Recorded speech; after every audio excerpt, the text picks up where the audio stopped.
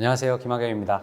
오늘은 눈 재수술 얘기를 좀 해드릴까 합니다. 쌍꺼풀이나 눈매 교정 이렇게 얘기되는 윗눈꺼풀을 하고 되게 안 좋은 결과를 맞이한 경우도 있고, 나쁘지 않았는데 조금 더 내가 원하는 거랑 다르니까 바꾸고 싶다라는 생각을 하시는 경우도 있고, 시간이 지나서 변해서 다시 하고 싶으신 경우도 있고, 재수술들을 하게 되죠. 좀 결과값이 너무 안 좋게 나온 경우에는 고려하는 게 맞는데, 꼭 필요한 거 맞나? 이거는 한 번쯤 생각해 보셔야죠. 하는 게 확실히 더 좋아질 수 있나?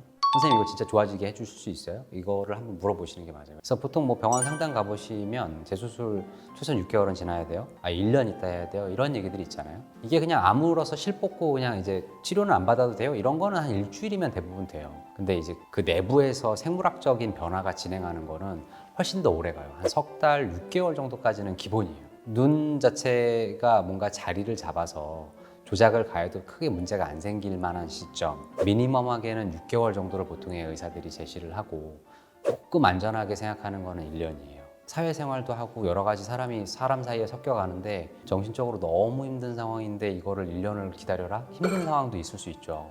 근데 그러면 이제 크게 문제가 안 될 만한 것 같으면 좀 땡겨줄 수 있을 만하면 땡겨줘요. 먹는 약 중에 그런 것들을 빨리 할 수 있게 바꿔주는 약도 있어요. 그래서 그런 것들이 있고, 급하지 않은 거면 확실히 기다려서 하시는 게 좋아요. 수술 직후에 뭔가 조금 문제가 있는 게 바로 발견돼가지고 조정하는 경우도 있기는 있거든요. 일주일 이내에 조정을 해주는 걸 선호하는 선생님들도 계시고, 근데 저는 이제 그렇게 하는 것을 별로 이렇게 선호하지는 않는 편이에요. 왜냐하면 수술장에서 맞출 수 있는 데까지 최대한 일단 맞추고 그러고 나왔는데, 회복하면서 부은 거라든지 뭐 이런 것들에 따라서 뭐가 이렇게 안 맞아 보이는 것들이 생기거든요. 근데 그런 것들은 대부분 이게 회복이 되고 나면 다 맞아져요. 수술한 지 막 얼마 되지도 않아가지고 너무 마음 졸이실 필요는 없어요.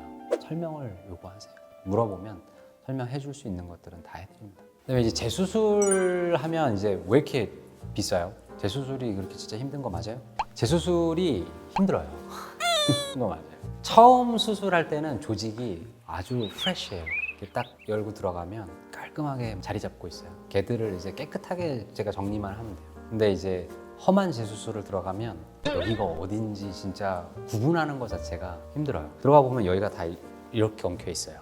그걸 이제 사고 안 나게 살살살살살 다 이렇게 원위치로 되돌릴 준비를 해놓고 제일 적합한 자리에 고정을 하고 뭐 이런 것들을 하는 거죠. 시간도 더 오래 걸리죠. 경력이 오래돼서 실력 있는 사람만이 할 수 있거나, 이거를 하는데 시간을 더 많이 쏟아야지 꼼꼼하고 깔끔하게 해줄 수 있거나 그런 거니까, 이거는 비용이 더 들 수밖에 없는 일인 거예요. 옛날에는 쌍꺼풀을 뭔가 재수술을 할 때는 절개를 해야 된다고들 보통은 하셨었어요. 비절개 방식의 여러 가지가 조금 진보를 하고 다양한 거를 비절개로 해결할 수 있는 경우들이 있어요. 예전에 했던 수술에 의해서 남아있는 실들도 제거할 수 있어요. 제거할 필요가 있으면 보고 제거합니다. 그 바늘구멍으로 이렇게 슬립만 낸 다음에도 다 할 수 있어요. 심지어는 비절개로 요만하게 열어놓은 다음에 그 안쪽에 지방 너무 많은 경우에는 뽑아주시기도 하고 그렇게 해요. 재수술을 하면 원래 있던 쌍꺼풀이 2개 생기거나 이런 일은 없느냐 이건데, 안 생기게 해야죠. 그건 처음 수술할 때도 마찬가지예요. 원래 쌍꺼풀이 있던 사람이 이런 수술을 할 수도 있잖아요. 기존에 있던 거가 새로 만드는 걸로 완전히 정리될 수 있게 해줘야죠. 근데 가끔은 이제 아주 가느다란 느낌의 선이 이렇게 여러 겹으로 보이는 경우들이 있어요. 메인인 쌍꺼풀은 하나가 있는데 그 주변에 약간 잔주름처럼 좀 있는 경우들이 있거든요. 근데 그게 있어서 자연스럽고 예쁜 경우도 있어요. 환자 의견도 그렇고 지워지는 게 확실히 낫겠다 이럴 때는 이제 그런 게 완전히 지워지게 깔끔하게 정리해야죠. 겹주름이 생겨서 재수술 하려고 한다. 근데 이게 꼭 절개해야 되나? 이거는 이제 뭐 선생님들마다 다르게 얘기하실 수도 있는데 꼭 그렇지는 않아요. 그 겹주름이 생기는 이유를 봐야 돼요. 고정점이 약해져가지고 얹히면서 그러는 건지, 나이가 들면서 지방이 좀 얇아지거나 살이 빠지거나 뭐 이런 이유로 뭔가 꺼져 들어가면서 겹주름이 생긴 건지, 그 상황마다 조금씩 달라요. 그래서 약간 고정만 좀 팽팽하게 해주면 되거나, 꺼진 거를 근육을 당겨서 고정해주면 해결이 나는 경우나 이럴 때는 반드시 절개해서 재수술해야 되지는 않아요. 이게 선택 가능한 경우도 있어요. 절개하는 것과 비절개 둘 다 가능한데, 절개했을 때의 장점은 어떤 게 있고 절개 안 하고 했을 때의 장점은 어떤 게 있고 뭐 이런 것들도 달라요. 이게 장단점을 생물학적인 결과만 가지고 생각할 수가 없고, 회복기간이라든지 비용이라든지 이런 사회적인 부분이라든지 이런 것도 고민을 같이 하는 게 맞아요. 전문의하고 같이 얘기를 해보는 게 좋겠다.